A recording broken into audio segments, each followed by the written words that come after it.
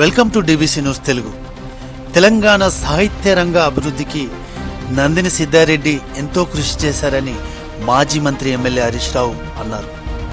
Doctor Nandini సిద్ధారెడ్డికి కేంద్ర సాహిత్య academy పురస్కారం లభించిన సందర్భంగా శనివారం సిద్దిపేట జిల్లా కేంద్రంలోని విపంచి కళా నిలయంలో నిర్వహించిన పౌర సన్మానంలో ఆయన ముఖ్య అతిథిగా పాల్గొని మాట్లాడారు. తెలంగాణ ప్రభుత్వం ప్రకటించిన ₹1,00,00,000 నగదు పురస్కారాన్ని తెలంగాణ తల్లి అస్తిత్వం ముఖ్యమని ₹1,00,00,000 నగదుతో పాటు 300 గజాల స్థలాన్ని ఆయన తిరస్కరించారని అన్నారు.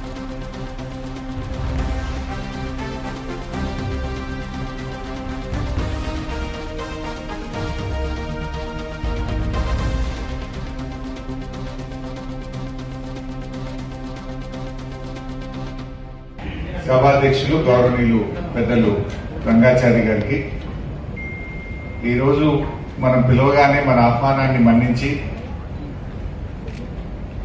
ఈ కార్యక్రమం ముఖ్యంగా జాతీయ సాహిత్య అవార్డును అందుకున్నటువంటి మనందరికీ, మన సిద్దిపేటకు, మన తెలంగాణ రాష్ట్రానికి ఎంతో వన్నె తెచ్చినటువంటి పెద్దలు గౌరవనీయులు డాక్టర్ నందిని సిద్ధారెడ్డి గారికి, మిత్రులు దేశ్పతి శ్రీనివాస్ గారికి, గౌరవనీయులు బక్కి వెంకటయ్య గారికి, చాలా మంది ఉన్నారు వేదిక మీద ఉన్న పెద్దలు, సిద్ధారెడ్డి సార్ కుటుంబ సభ్యులకు, సాహితీ అభిమానులకు, కవులకు, కళాకారులకు, రచయితలకు, కార్యక్రమానికి హాజరైన ప్రతి ఒక్కరికి, మా జర్నలిస్ట్ సోదరులకు అందరికీ పేరు పేరున నమస్కారం.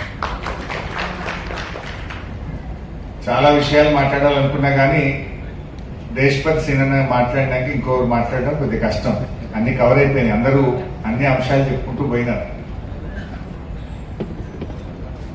సరే, సిద్ధారెడ్డి సార్ గురించి ఎంత చెప్పినా తక్కువే. సాహిత్య రంగంలో నందిని సిద్ధారెడ్డి గారు ఒక తరగని గని.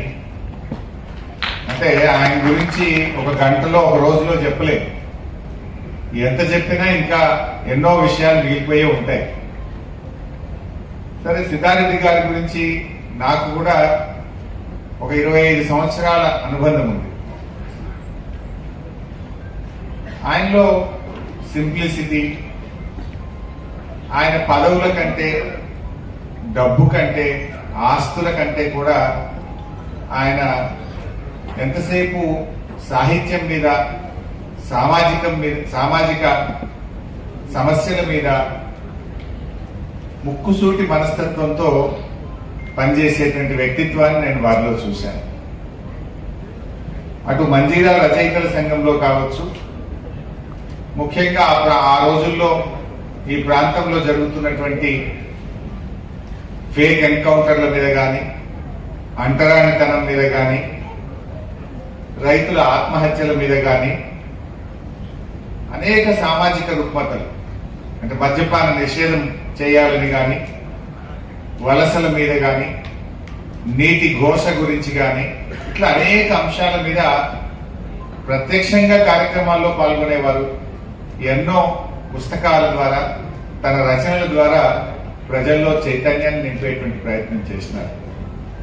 అంటే ఒక మద్యపాన నిషేధం మీద రాయడం అంటేనో, లేదా అంటరానితనం మీద రాయడం అంటేనో, ఈ పుస్తకాలు రాయాలంటే కొన్ని గంటల, కొన్ని రోజుల సమయాన్ని స్పెండ్ చేయాలి. అంటే ఎంతో ఏకాగ్రతతో కూర్చుంటే గానీ రాయలేం కాదు. మాట్లాడడం చాలా సులువు. ఒక రచయిత ఒక పుస్తకాన్ని తేవాలన్నా, ఒక సాహిత్యాన్ని అందించాలంటే దాని వెనుక ఎంతో కృషి ఉంటుంది.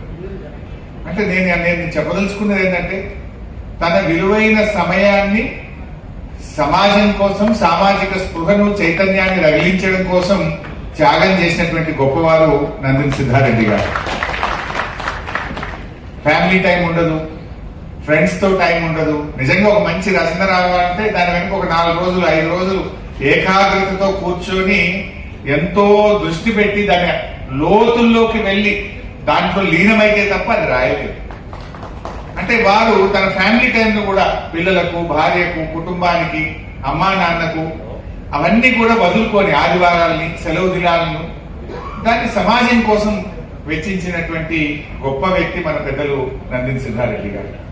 తన ఇంటికి ఎప్పుడైనా వెళ్తే ఒకటే మన బట్ట చీర ఆరాం చీర ఉంటుండే కంటే ఓ టీపాయ్, దాన్ని మొత్తం పుస్తకాలు ఎట్లుంటాయంటే ఆ టీపాయ్ ఇరిగిపోతుందా అన్నట్టు ఉంటుంది ఆ పుస్తకాలు.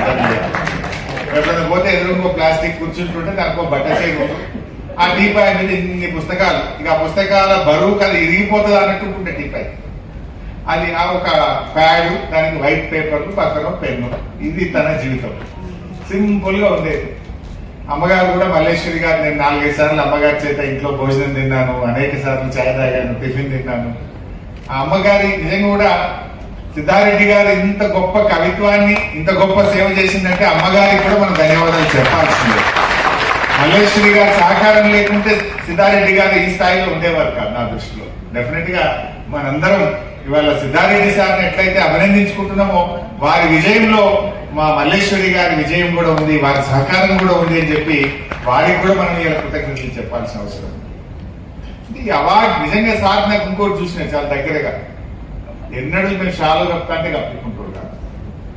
ఆయన సన్మానాలకు చాలా దూరం, సన్మానాలకు చాలా దూరం, సింప్లిసిటీకి చాలా నిలువెత్తు నిదర్శనం, సింప్లిసిటీకి నిలువెత్తు నిదర్శనం, సన్మానాలకు చాలా దూరం, పొగడ్తలకు ఇంకా దూరం. ఆయన ఇష్టపడి సిద్దిపేటలో ఉండడానికో తెలంగాణ ఉద్యమంలో పనిచేయడానికో, నేనేదో నా సిద్దిపేటను మిస్ అవుతున్నా, తెలంగాణ ఉద్యమానికి దూరం అవుతున్నా అని కామారెడ్డిలో డిగ్రీ కాలేజ్ ప్రిన్సిపల్ గా ప్రమోషన్ వస్తే ప్రమోషన్ కూడా వదులుకొని తిరిగి సిద్దిపేటకు వచ్చి సిద్దిపేటకు తన సాహిత్యానికి తెలంగాణ ఉద్యమానికి దగ్గరగా ఉన్నటువంటి వ్యక్తిత్వం సిద్ధారెడ్డి గారు. ఇందాక కొంతమంది మిత్రులు చెప్పారు, తెలంగాణ తల్లి రూపం మారితే ఆ తెలంగాణ తల్లికి అవమానం జరిగిందని ₹1,00,00,000 నగదును తృణప్రాయంగా త్యజించినటువంటి వ్యక్తిత్వం సిద్ధారెడ్డి గారు. అంటే సిద్ధారెడ్డి గారు నిజంగా ఎవరైనా ఏం ఆలోచిస్తుంటారో, ఒక మధ్యతరగతి జీవితం ఏం ఆలోచిస్తుంది, ఓ ఇల్లు కట్టాలి, ఓ 5 ఎకరాలు 3 ఎకరాల భూమి కొనుక్కోవాలి, లేకపోతే ఇంకా అవకాశం ఉంటే హైదరాబాద్ లో ఒక ప్లాట్ కొనుక్కోవాలి, ఏదో కొంత స్థిర ఆస్తి కూడబెట్టాలని తన్నాడుతుంటారు. సిద్ధారెడ్డి గారు ఏనాడు స్థిర ఆస్తి వైపు తిరిగి చూడలేదు. ఆయన ఎంతసేపు స్థిర అస్తిత్వమే తన ప్రాణంగా భావించిండు. అదే నాకు ప్రాణం, అదే నా ఆస్తిగా భావించిండు సిద్ధారెడ్డి గారు. అది ఆయన గొప్పతనం.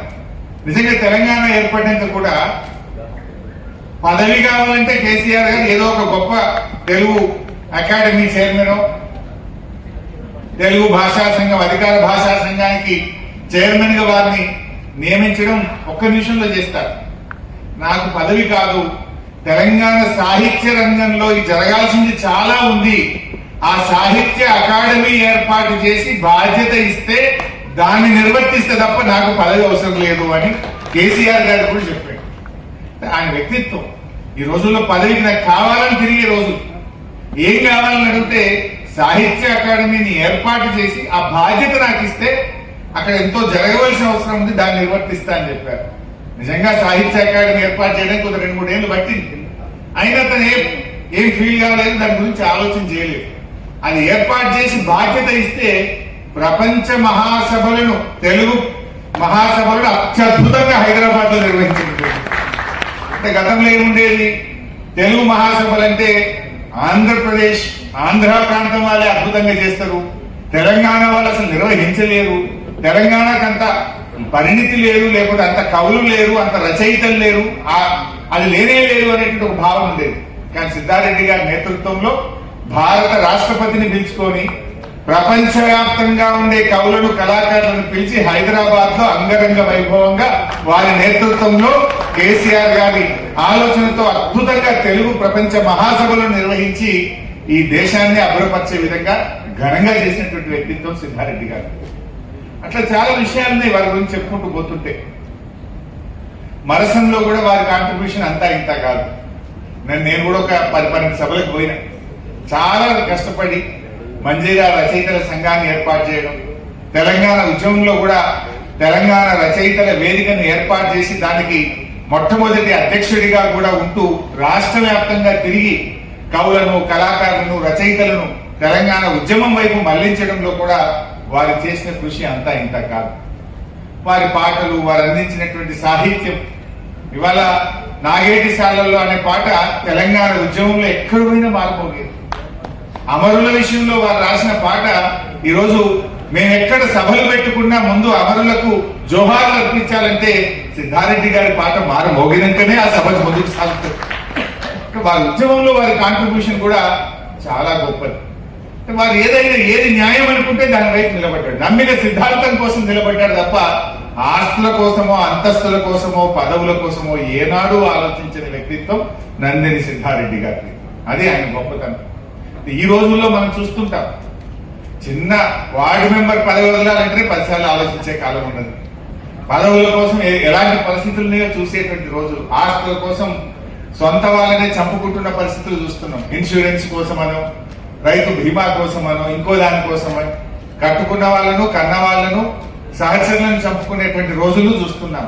అలాంటి రోజుల్లో 1 కోటి రూపాయల డబ్బు ప్రభుత్వం, ముఖ్యమంత్రి స్వయంగా నీ చేతులు పెడతా అంటే కూడా నా తెలంగాణ తల్లి అస్తిత్వం నాకు ముఖ్యమని చెప్పి తృణప్రాయంగా తిరస్కరించినటువంటి వ్యక్తిత్వం వారిది.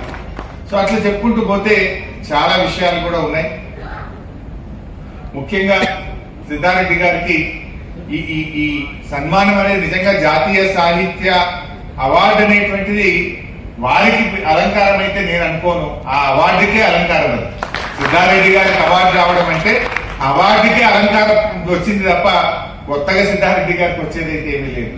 కానీ ఈ అవార్డు వల్ల నిజంగా ఇది సిద్దిపేటకు దక్కిన గౌరవం, తెలంగాణ రాష్ట్రానికి దక్కిన గౌరవం, ఈ ప్రాంతంలో ఉండే కవులు, కళాకారులకు దక్కిన గౌరవం.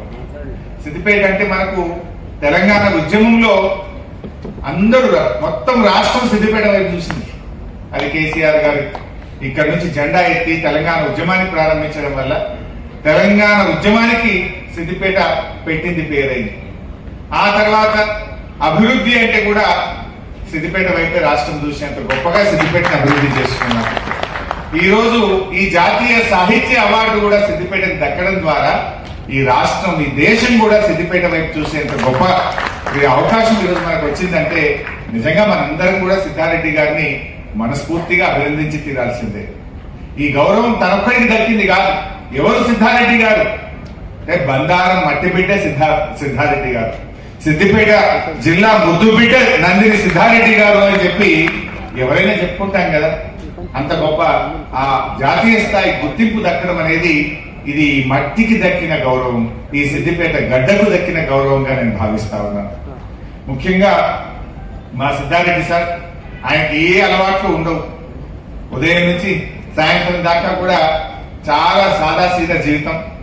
సో సిద్ధారెడ్డి సార్ మంచిగా ఆయుర ఆరోగ్యాలతో ఉండాలని, బంధారంతో ఉండే, నేను ఎందుకంటే సార్తో బంధారం వెళ్ళాను, వాళ్ళ నాన్నగారిని కలిశాను.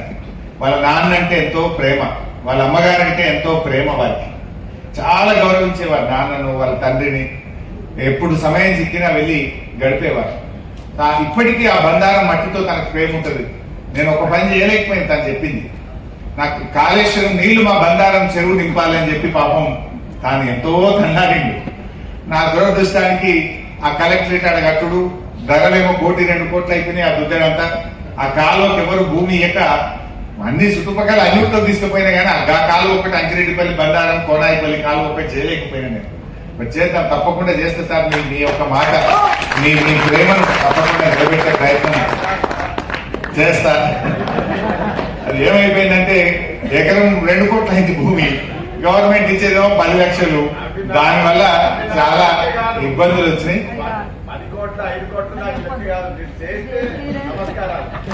అయితే బంధారంతో ఉండే తన అనుబంధాన్ని, సిద్దిపేటతో ఉండేటువంటి అనుభూతిని, తెలంగాణ అస్తిత్వాన్ని కొనసాగిస్తూ వారు 2 నూరేళ్లు మంచి ఆయుష్తో ఇదే విధంగా తెలంగాణ ప్రజల ప్రేమ అభిమానాలతో చల్లటి జీవితాన్ని, శేష జీవితాన్ని గడపాలని చెప్పి ఆ భగవంతుడిని ప్రార్థిస్తూ అందరికీ నమస్కారం. Thank you.